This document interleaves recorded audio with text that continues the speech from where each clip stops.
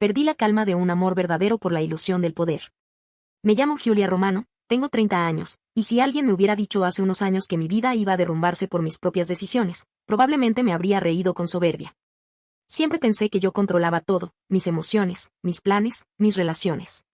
Creía que podía jugar con fuego sin quemarme, que la vida me debía un lugar privilegiado simplemente por mi esfuerzo. Pero lo cierto es que la vida no perdona la arrogancia. Hoy miro atrás y veo con claridad los puntos donde debí detenerme, respirar y pensar antes de actuar. En ese entonces, sin embargo, solo era una mujer cegada por la ambición, por la necesidad de sentirse viva, admirada, deseada. Crecí en un barrio tranquilo de Nápoles. Mi madre era costurera, y mi padre trabajaba en una fábrica. No fuimos ricos, pero nunca me faltó lo esencial. Fui hija única, lo que me volvió un poco consentida y también exageradamente autoexigente. Desde pequeña entendí que si quería algo debía ganármelo, y que la mejor manera de ser valorada era destacando entre los demás. Nunca soporté la mediocridad.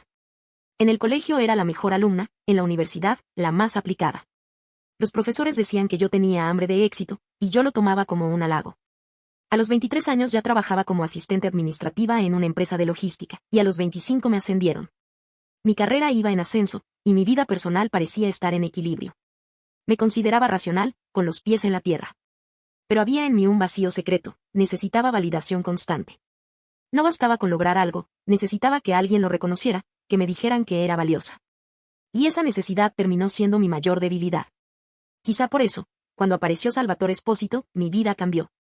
No porque fuera un hombre deslumbrante o un torbellino de pasión, sino porque me ofreció algo que yo no sabía que necesitaba: calma. Él era todo lo contrario a mí. Tranquilo, paciente, metódico. Donde yo veía urgencia, él veía tiempo; donde yo veía caos, él encontraba equilibrio. Su sola presencia me daba paz, aunque en algún punto también me hizo sentir invisible. Eso, claro, lo comprendí mucho después. Al principio, Salvatore me pareció el tipo de hombre que toda mujer razonable desearía tener: trabajador, respetuoso, confiable. Su amor era sereno, sin altibajos. El problema fue que yo nunca fui completamente razonable. Dentro de mí siempre hubo una chispa de inconformidad, una voz que me repetía que merecía más, que el amor tranquilo era aburrido, que la pasión importaba tanto como la estabilidad. Esa voz terminó siendo la que me arrastró al borde del abismo. Recuerdo perfectamente el día que conocí a Salvatore. Fue en una cafetería pequeña, de esas que huelen a pan recién horneado y donde el sonido de las tazas se mezcla con las conversaciones bajas. Yo acababa de salir de una reunión agotadora con un cliente difícil, y solo quería un momento de silencio. Me senté junto a la ventana, abrí mi laptop y comencé a revisar correos. En ese instante, él estaba en la fila esperando su pedido. Llevaba un pantalón oscuro, una camisa blanca sencilla y unos lentes que le daban un aire tranquilo. Cuando vino a sentarse cerca de mí, derramó sin querer su café sobre mi mesa. «Ay, lo siento muchísimo», dijo, buscando servilletas con desesperación. Yo, que tenía la costumbre de perder la paciencia rápido, lo miré con frialdad. «No pasa nada, de verdad. Déjeme limpiar esto». «No, no, por favor, fue mi culpa», insistió, torpe pero genuino, hasta que terminó ayudándome a recoger todo. Su nerviosismo me hizo reír. Había algo auténtico en él, algo diferente a la gente con la que trataba a diario. Y decidí dejarlo quedarse a conversar. Así empezó todo. Hablamos casi una hora. Su tono era calmado, pausado, nada forzado. Me contó que trabajaba en el área contable de una empresa de autopartes, que prefería evitar los conflictos y que disfrutaba de cosas simples: cocinar, caminar por la costanera, ver películas antiguas. Yo le hablé de mi trabajo, de lo mucho que me exigían, de lo estresante que podía ser. Él escuchaba sin interrumpir, con esa atención rara que casi nadie tiene. Antes de irse, me pidió mi número. No con un aire de conquista, sino con un respeto tan limpio que me descolocó. Esa misma noche me mandó un mensaje: «Fue lindo conocerte, aunque haya empezado con un accidente de café». Nos reímos de eso durante días. Y entre mensajes y encuentros espontáneos, se fue tejiendo algo que parecía destinado a durar. La primera cita oficial fue en el cine. Yo estaba nerviosa, pero él hacía que todo pareciera natural. No intentó impresionarme, no llenó los silencios con frases ensayadas, simplemente fue él mismo. Me gustaba esa autenticidad, esa sencillez que contrastaba con mi mundo competitivo. Con el tiempo empezamos a salir cada fin de semana. Caminatas, cenas, ferias, tardes de películas en su casa. Salvatore no era de grandes declaraciones, pero me demostraba su cariño con gestos pequeños: me esperaba a la salida del trabajo, me llevaba flores sin motivo, cocinaba para mí cuando llegaba agotada. Era el tipo de hombre que da estabilidad, pero también el tipo de amor que con los años puede volverse predecible. Durante mucho tiempo pensé que eso era suficiente. Que el amor maduro debía sentirse así, sereno, sin turbulencias. Y lo fue, durante un buen tiempo. Recuerdo la primera vez que Salvatore me dijo que me amaba. Estábamos en un parque, sentados en el pasto mientras el sol se escondía. Yo hablaba sin parar sobre mis planes de trabajo, sobre mi deseo de llegar lejos, sobre lo mucho que necesitaba destacar. Él solo me miraba, sonriendo. ¿Qué? Le pregunté, incómoda. De nada, solo me gusta escucharte. Sos intensa, pero hermosa. ¿Intensa? Me reí. Sí, respondió. Sos fuego. Y yo soy más bien agua. Pero juntos hacemos algo que funciona. Esa frase me quedó grabada. En ese momento la tomé como algo romántico. Hoy la veo más como una advertencia. Porque, al final, fuego y agua no siempre se complementan, a veces, uno termina apagando al otro. Después de un año de noviazgo éramos casi inseparables. No éramos de mostrar demasiado en público ni de publicar fotos en redes. Éramos discretos. Nos gustaba pasar los domingos cocinando, o quedarnos en casa viendo películas antiguas. Él tenía una colección absurda de clásicos en DVD, y paciencia infinita para explicarme detalles de cada escena. Yo era el torbellino que llegaba cargada de historias de oficina, proyectos, conflictos. Hablaba sin parar, y él me escuchaba, con voz pausada, hasta tranquilizarme. Y Julia, a veces solo tenés que dejar que las cosas fluyan, me decía, pasándome una taza de té caliente. Yo lo miraba con ternura, aunque una parte de mí lo encontraba demasiado conforme con todo. Él se sentía satisfecho con lo justo, con la calma de una vida sin excesos. Yo, en cambio, siempre quería más, ascensos, reconocimiento, viajar, crecer. Nuestro equilibrio funcionaba, al menos por un tiempo. Las pequeñas fricciones parecían normales, yo planificaba grandes metas, él prefería la estabilidad. Con el tiempo, empecé a notar su forma de esquivar discusiones, de cambiar de tema cuando hablaba de mis ambiciones. Pero compensaba todo con cariño. Cuando me pidió mudarnos juntos, lo pensé semanas. No era falta de amor, era miedo a perder independencia. Al final, acepté. Encontramos un departamento pequeño, con balcón y vista a la ciudad. Lo decoramos juntos, él con tonos cálidos, yo con plantas y cuadros. Al principio fue hermoso. Cocinábamos juntos, dormíamos abrazados, hacíamos planes de ahorro. Me hacía sentir segura, en casa. Pero algo dentro de mí comenzó a inquietarse. No sé en qué momento exacto sucedió, pero empecé a sentirme detenida, como si mi vida estuviera en pausa. Tenía un trabajo estable, un hombre que me amaba, un hogar bonito. ¿Qué más podía pedir? Y sin embargo, me faltaba la chispa. Salvatore estaba feliz con lo que teníamos. Yo, en cambio, miraba hacia adelante con ansiedad, como si la calma fuera una cárcel. Fue justo entonces cuando mi empresa anunció una reestructuración. El gerente se retiraba, y llegaba alguien nuevo, Vincenzo De Luca, un hombre con una reputación impresionante en el sector. Decían que era exigente, brillante y un poco implacable. Lo vi por primera vez en una reunión. Entró con un aire de seguridad que llenó la sala. Traje perfecto, reloj caro, mirada firme. Su voz era clara, cada palabra calculada. No era solo atractivo, transmitía poder. Y eso siempre me había atraído. Las primeras semanas todos estábamos tensos. Vincenzo revisaba cada informe, cada proyecto. Nada se le escapaba. Para mi sorpresa, pronto empezó a notar mi trabajo. Romano, ¿no? Me dijo un día, sosteniendo mi informe. Hiciste un análisis impecable. Te felicito. Me quedé helada. Y gracias, señor De Luca. Trato de ser detallista. Él asintió, mirándome fijo. Se nota. Me gusta la gente que va más allá de lo que se le pide. Esa frase me acompañó toda la semana. Por fin alguien veía lo que hacía. Por fin alguien lo reconocía. A partir de entonces, comenzó a darme tareas más complejas, a pedirme que lo acompañara a reuniones, que presentara reportes frente a directivos. Yo me sentía viva, importante. Salvatore, sin embargo, no entendía esa emoción.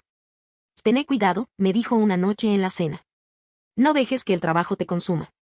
Y no me consume, me gusta, respondí, casi a la defensiva. Lo sé, amor. Pero no quiero que termines agotada. No estoy agotada, estoy creciendo, contesté sin mirarlo. Y era cierto, sentía que crecía. Pero también, sin darme cuenta, me alejaba cada vez más de la calma de mi hogar. Las cenas se volvían silenciosas, las conversaciones rutinarias. Salvatore seguía siendo dulce, pero predecible.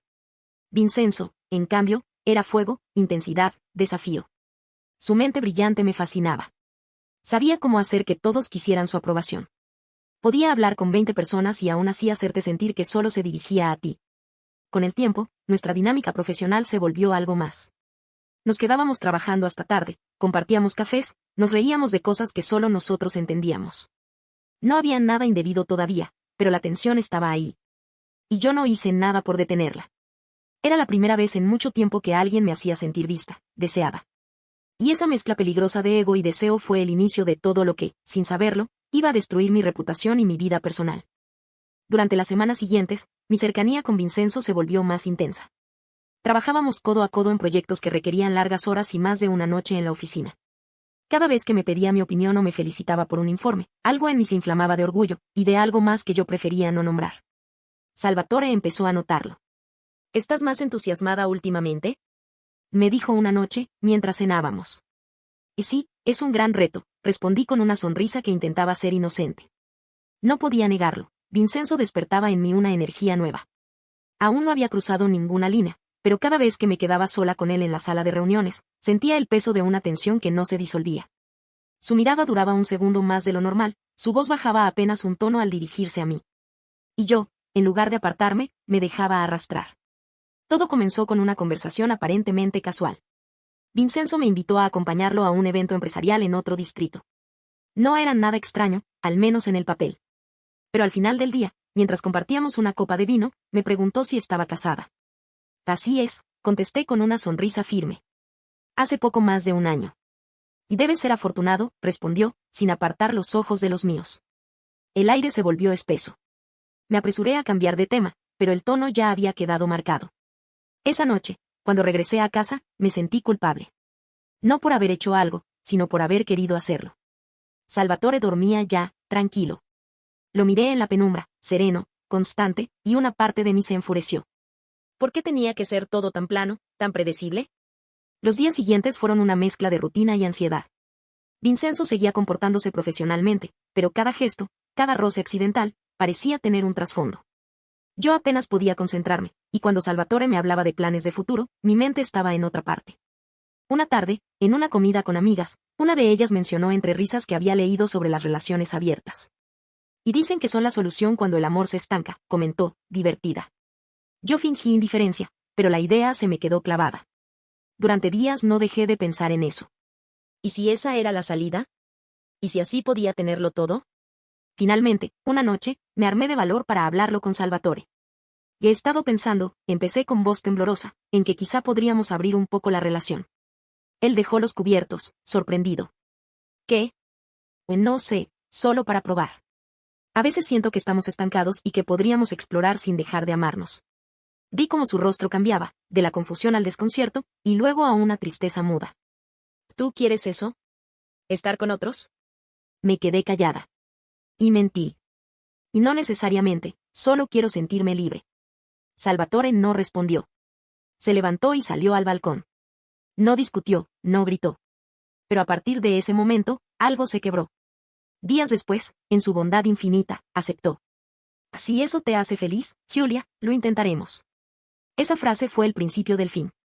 El mismo mes, Vincenzo y yo cruzamos la línea. Una noche, después de una cena de trabajo, me besó.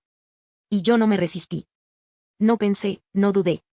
Solo sentí que todo lo que me faltaba en casa estaba ahí, en ese instante prohibido. Lo nuestro fue intenso, breve y destructivo. Vincenzo sabía lo que hacía, cómo mirarme, cómo hacerme sentir especial. Pero nunca prometió nada más. Era un juego para él, aunque yo me convenciera de lo contrario. Pronto, los rumores comenzaron. Miradas esquivas en la oficina, compañeros que me evitaban. Hasta que llegó un correo anónimo a Recursos Humanos con una denuncia informal. Vincenzo salió ileso, como siempre. Yo, en cambio, quedé marcada. En casa, Salvatore ya no preguntaba nada. No hacía falta, lo sabía. Y aunque nunca me lo dijo de frente, su silencio era peor que cualquier grito. Hasta que un día, sin dramatismos, me dejó una nota sobre la mesa. Espero que encuentres lo que buscabas. Yo ya no puedo seguirte. Meses después, supe que Vincenzo había sido transferido a otra sede. Como si nada hubiera pasado. Como si todo lo que vivimos hubiera sido apenas un paréntesis desechable en su carrera. Yo, en cambio, me quedé con el peso de mi nombre convertido en susurro dentro de la empresa. Esa es la que estuvo con el jefe. Lo escuchaba en los pasillos, Lo veía en las miradas que se cruzaban cuando entraba a una reunión. La reputación que había construido con esfuerzo se derrumbó en cuestión de semanas. Una tarde llegué a casa y encontré a Salvatore sentado en el sofá. Había una caja sobre la mesa, con algunas de sus cosas. Sus ojos estaban cansados, no había rabia, solo una calma dolorosa. No hace falta que digas nada, Giulia, me dijo antes de que pudiera abrir la boca. Ya lo sé. Su voz me golpeó más fuerte que cualquier reproche. ¿Desde cuándo? Pregunté apenas, con un hilo de voz. Desde hace tiempo, respondió, mirando hacia la ventana. Te notaba distinta, ausente. Y cuando los rumores llegaron, supe que eran ciertos. No quise creerlo, hasta que dejaste de mirarme como antes.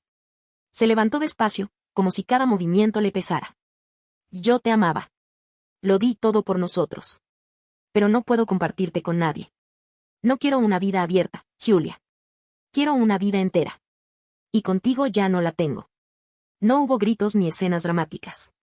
Solo un adiós silencioso, de esos que duelen más que cualquier pelea.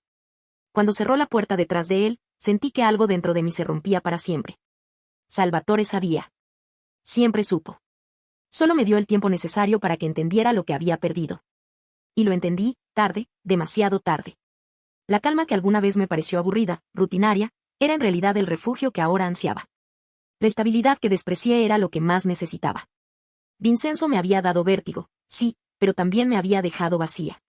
Desde entonces, camino con el peso de mis decisiones. Con una reputación manchada, con un matrimonio roto, con la certeza de que fui yo quien encendió el fuego que terminó devorándome. Y lo peor de todo es saber que no fue culpa de nadie más. Fui yo. No olvides dejar tu opinión en los comentarios, dejar tu like y compartir este video.